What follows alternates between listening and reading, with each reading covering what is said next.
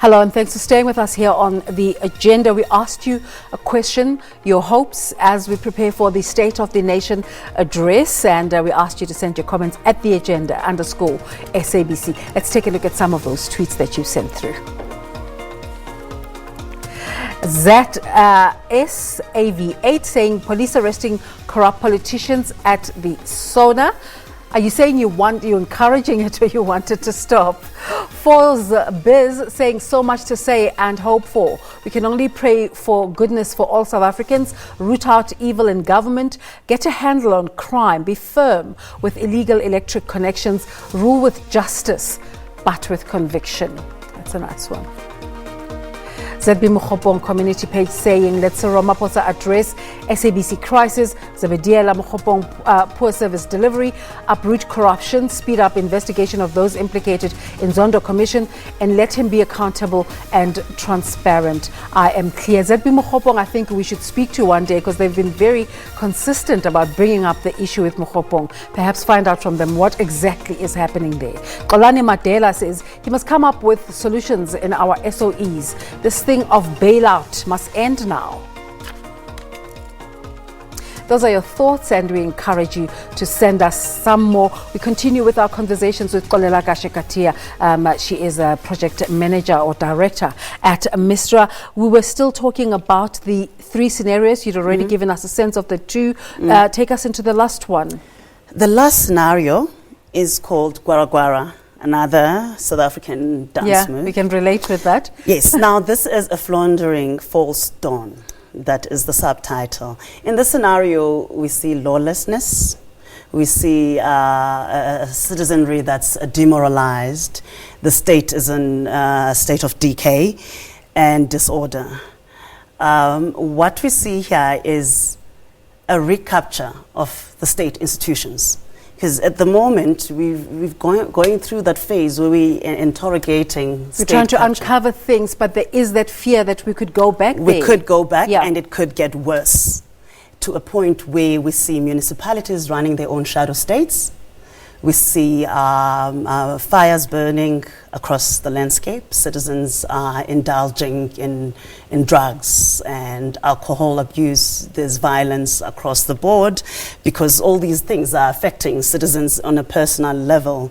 And in terms of the politics of the day, we see militancy around land reform, wherein we get to a point where there's potential for land grabs.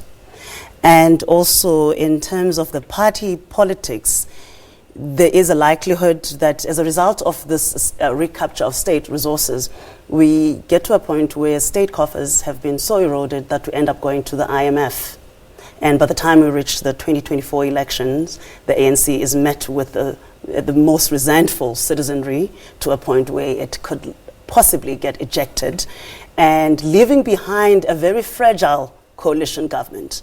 Now, coalition governments appear across all three scenarios, but in different forms. For example, in the first one, in Isibhudlwa, because Isibhudlwa is about division and separation, we see a division even in the ruling party, wherein it's forced to join different coalition governments. Yeah. You know, and it could be along the lines of Nasrec. And you're starting to see elements of that, you know, in terms of state formation in the present, especially just the most recent. Just yesterday in Parliament, they announced the leaders of the different commissions within Parliament, and there was just this outcry about the names that are on that particular list. So you in can terms see of what story you can tell just from looking at those names. So you can see that separation. So we've been monitoring that as well as of the Nasrec conference and what it entails. In scenario 2, you still see the ruling party emerging, you know, post 2019. However, it's with a reduced majority, and already that has been demonstrated by the past election.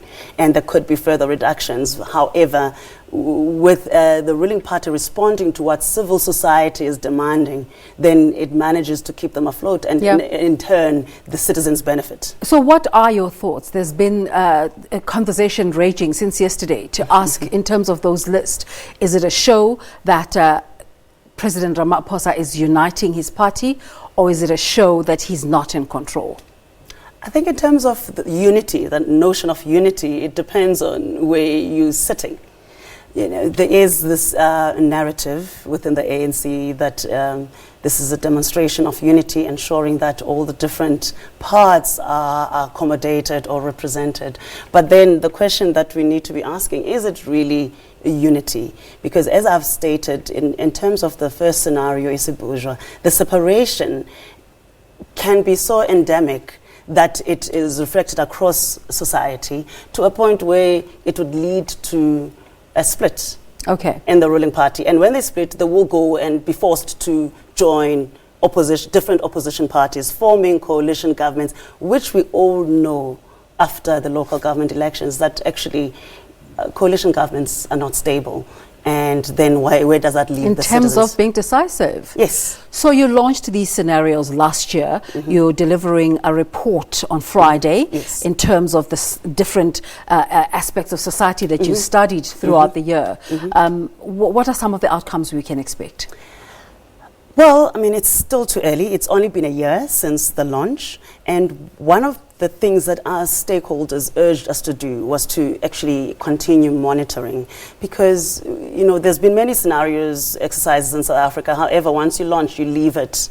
And then only a few years down the line do you realize that there was actually some value in those scenarios. So we were first and foremost urged to monitor the progress. But then one of the most important requests was that, seeing that there's an election, a national election coming up, then maybe we need to look at how society has shifted in their thinking. I mean, others are talking about a new dawn. Is it really a new dawn? Yeah. So what we did was to establish a barometer working with social surveys.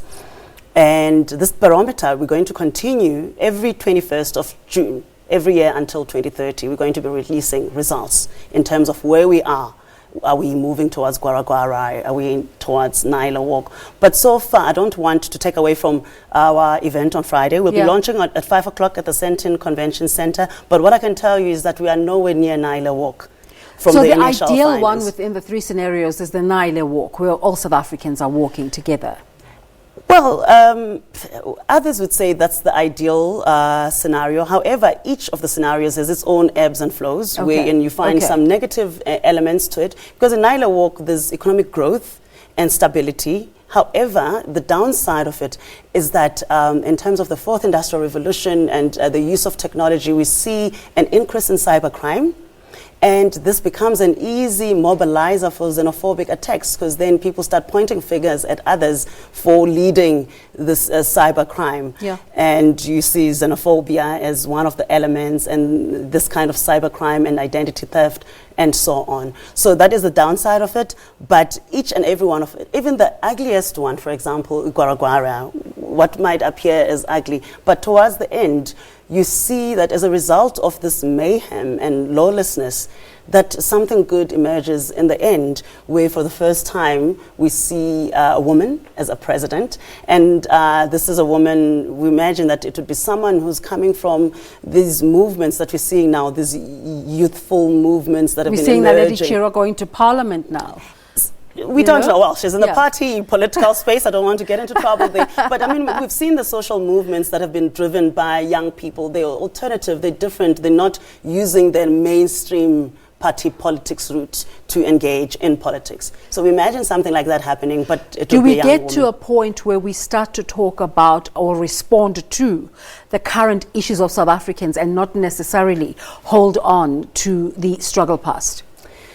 I think that's what emerges in that scenario, because these are people who are not holding on to the sentiment of the struggle, so you don't require those credentials to emerge as a leader. Right now, we're still in that space where, the historical sentiment is still holding strong. It's still strong. In terms of that space. But young people are finding alternative platforms to do politics. We might assume that they are not involved or engaged politically. However, they've written off going to a branch meeting on a Sunday afternoon. They're finding other ways. They use social media. They've got their own variety of mechanisms. How are South Africans supposed to engage with these research findings? We just crossed to our colleague now in KZN, who was broadcasting outside the house of quite a poor family, who was saying that they have other obligations that they want to fulfill, but they can't because all their money has to go towards trying to take care of their health, which is also quite a responsibility for them. When you're South African and you're facing real issues, what do research findings mean to you? Well, I think it's first and foremost is to make sense of the inequality. We are the most unequal country in the world. And even in our own findings, we try to isolate what we call key driving forces. These are the things that will drive us towards or away from cohesion.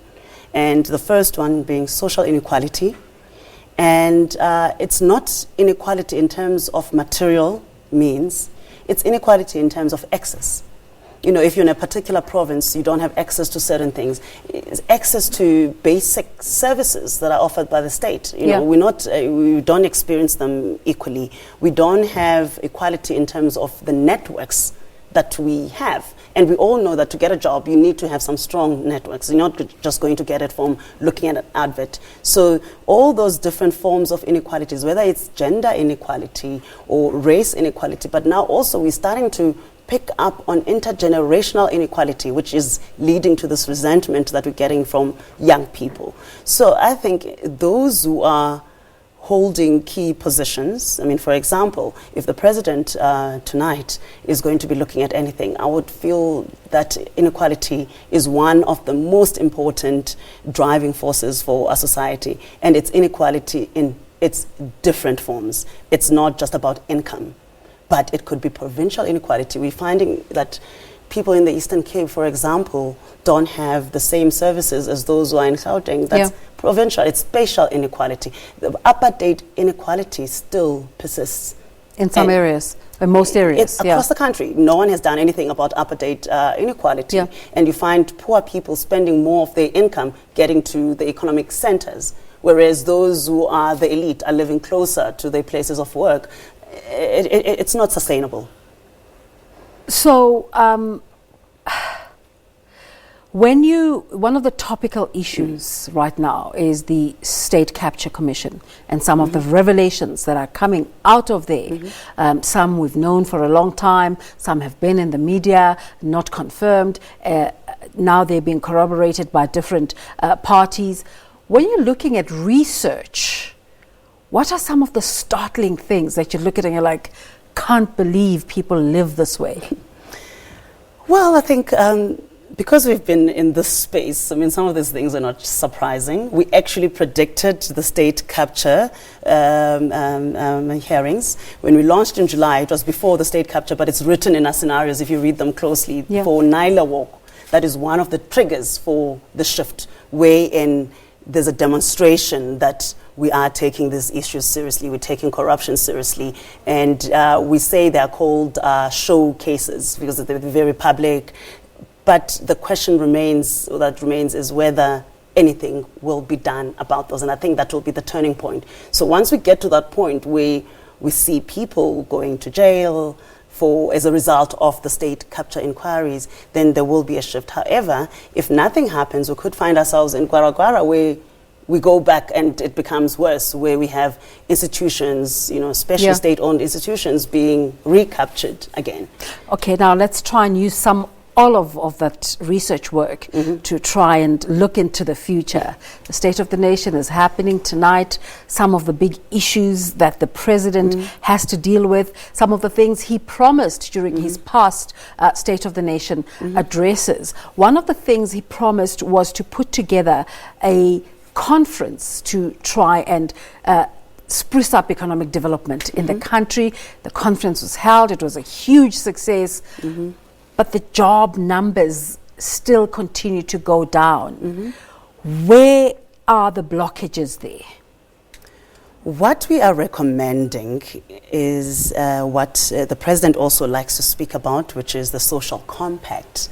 And I think the job summit that he hosted recently was also an indication towards that. But we need more commitments, not just from the state, but from the private sector, from civil society, from all different parts of our society, wherein we can commit to certain things, to ensure that we drive the economy, because the state alone does not have the capacity. That is a well-known fact.